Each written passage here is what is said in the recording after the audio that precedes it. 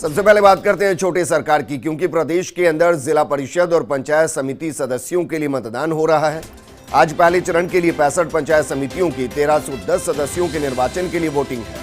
वहीं संबंधित जिला परिषद सदस्यों के लिए भी मतदान जारी है। इस पहले चरण में 10,131 मतदान केंद्रों पर 72,38,066 मतदाता वोटिंग कर सकेंगे।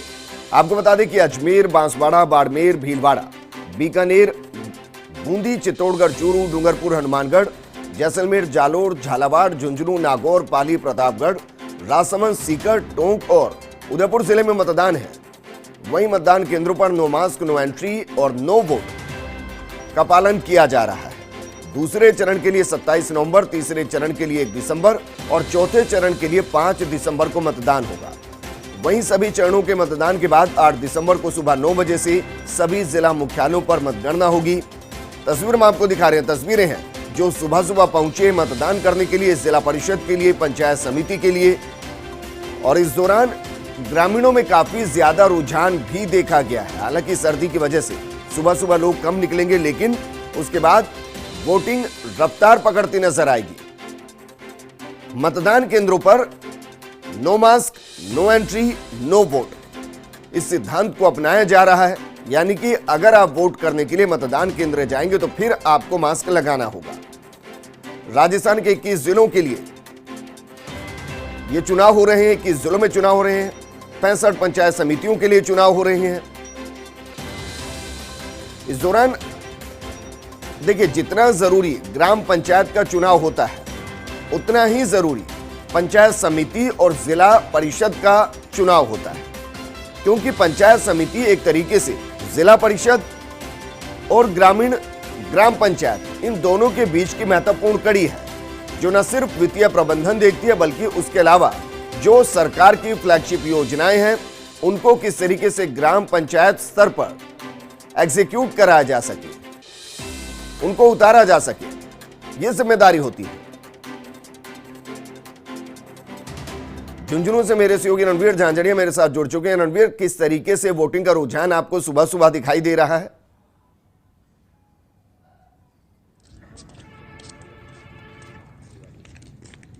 जी विजेंद्र, मैं अपने दर्शकों को बताना चाहता हूं कि झुंझुनू जिले में आज पहले चरण के चुनाव स्टार्ट हो रहे हैं। पहले चरण में झुंझुनू, अलसीसर और मंडावा के मतदाता अपने उम्मीदवारों को चुनेंगे। करीब 54 उम्मीदवार मैदान में हैं, तो करीब 3 लाख मतदाता वोट डालेंगे। वहीं जिला परिषद के 8 वार्डों में चुनाव हो रहे हैं।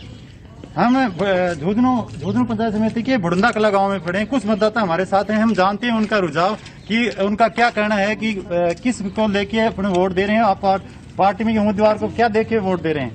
पार्टी के उम्मीदवार को हम योग्यता देख के दे रहे हैं। आप योग्यता देख के वोट दे रहे हैं, या पार्टी को वोट दे रहे हैं, या पार्टी देखते हैं, योग्यता भी देखते हैं, कैंडिडेट की योग्यता देख के दे रहे हैं, पार्टी को देख के दे रहे हैं। हमारे साथ एक कैंडिडेट और हैं, एक मतदाता और हैं। हम इनसे जानना चाहते हैं कि क्या आप क्या मतदाताओं में क्या देख रहे हैं? आप मतदाताओं का योग्यता और पार्टी दोनों को देख करके वोट दे रहे हैं। कोई विकास का मुद्दा है या फिर क्या विकास? वो पढ़े लिखे अपने आप पंचायत का जानते हो, अपने आप का देंगे। ये कुछ मतदाता जो कह रहे हैं विकास के मुद्दे पे हम वोट देंगे। हालांकि सुबह सुबह सर्दी के कारण वोटिंग का परसेंटेज अभी कम है, लेकिन धीरे धीरे जैसे जैसे सूरज ऊपर आ रहा है उस हिसाब से धीरे धीरे वोटिंग। अच्छा रणवीर, ये भी आपसे जानना चाहेंगे कि इस बार पंचायत समिति के लिए आपके झुंझुनू के अंदर कौन कौन प्रबल दावेदार हैं जो अध्यक्ष की दौड़ में है, और जिला परिषद के लिए भी?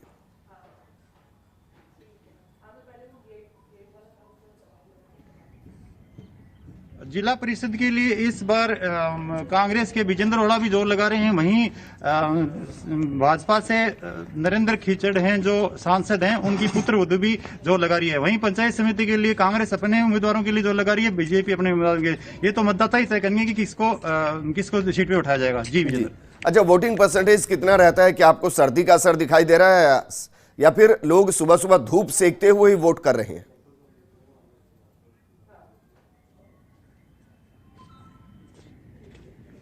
जी विजेंद्र, सर्दी के कारण क्या वोटिंग अभी शुरुआत हुई है, वो रफ्तार कम पकड़ी हुई है। लोग धीरे धीरे कम्बल ओढ़ के आ रहे हैं, कुछ लोग स्कार्फ बांध के आ रहे हैं, लेकिन अभी परसेंटेज कम है। अब जैसे जैसे धीरे धीरे 10-11 बजे तक थोड़ा थोड़ा रुझान बढ़ता रहेगा। जी विजेंद्र। अच्छा, कोरोना की गाइडलाइंस की पालना किस तरीके से की जा रही है, क्योंकि कोरोना राजस्थान में बहुत तेजी से बढ़ रहा है। बीते 24 घंटे में 3200 का आंकड़ा क्रॉस हो चुका है। ऐसे में मतदान केंद्रों पर अगर कोरोना की गाइडलाइन की पालना की जाएगी तो बेहतर रहेगा। आपको दिखाई दे रहा है सब?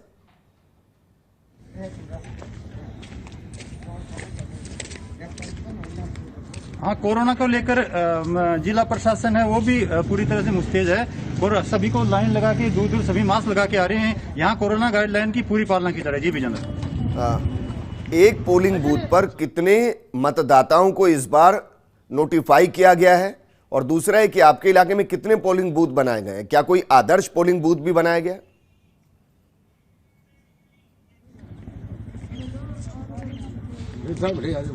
जी हाँ, बता दें कम से कम 5 या 7 आदर्श पोलिंग बूथ बनाए गए हैं और सभी की पूरी सावधानी के साथ वोटिंग पड़ रही है। जी विजेंद्र।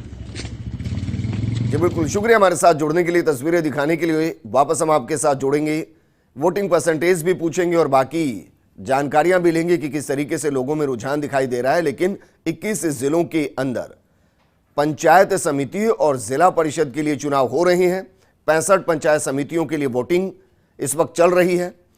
अलग अलग जिलों की तस्वीरें हम आपको दिखाएंगे, लेकिन सुबह सुबह रुझान इसलिए भी कम हो सकता है क्योंकि सर्दी और ग्रामीण अंचल के अंदर सुबह सुबह मौसम में सर्दी ज्यादा ही घुली नजर आती है।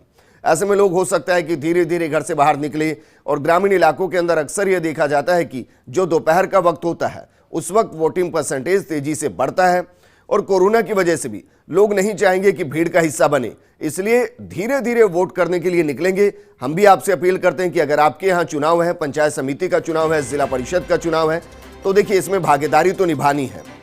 सिर्फ कोरोना से डर की वजह से ये नहीं हो सकता कि 5 साल के लिए जिनको आपको चुनना है वो ना चुने, क्योंकि फिर कोरोना महामारी की तो मुसीबत झेल ही रहे हैं। एक अच्छा प्रत्याशी नहीं चुना गया तो फिर वो मुसीबत भी 5 साल झेलनी पड़ेगी। विकास अवरुद्ध होता है, क्योंकि पंचायत समिति अपने आप में ग्राम पंचायत और जिला परिषद के बीच की कड़ी होती है, जो सरकार की फ्लैगशिप योजनाओं को ग्रामीण अंचल तक पहुंचाती है, पंचायत को जिम्मेदारियां सौंपती है, योजनाओं की जिम्मेदारियां सौंपती है, और जो ये जिम्मेदारियां होती हैं वो सभी वो जिम्मेदारियां होती हैं जिसके जरिए गांव का विकास किया जा सके। मसलन कृषि से जुड़ी योजनाओं को पंचायत समिति जमीन पर एग्जीक्यूट करती है।